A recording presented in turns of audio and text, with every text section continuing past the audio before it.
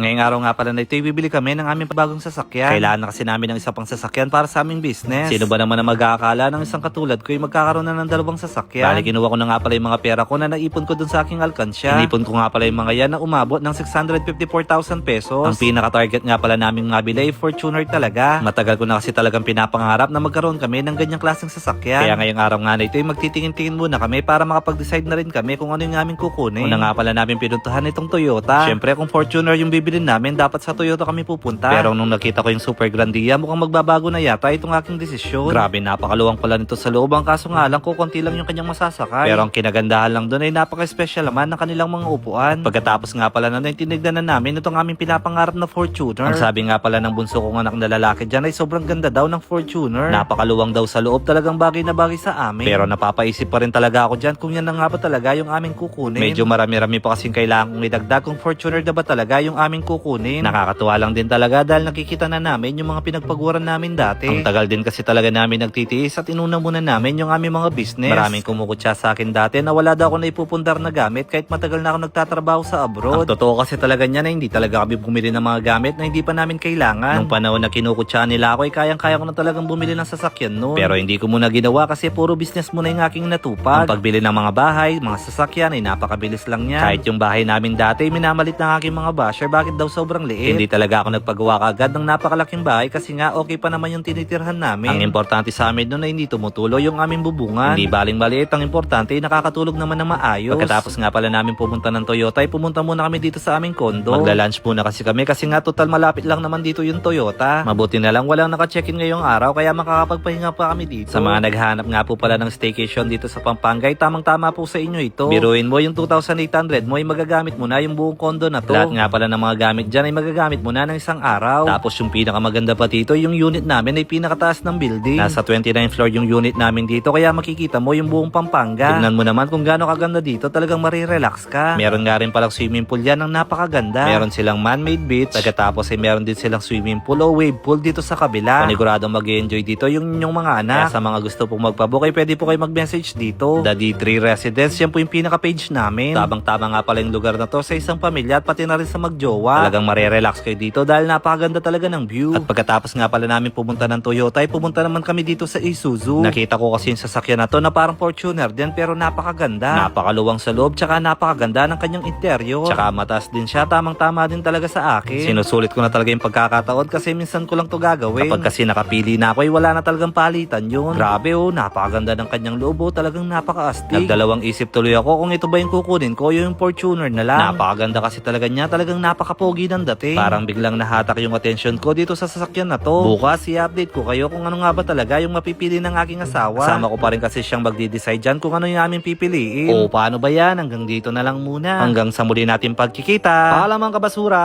Abangan nyo po this week kung ano po yung mapipili ni Mrs. Salamat!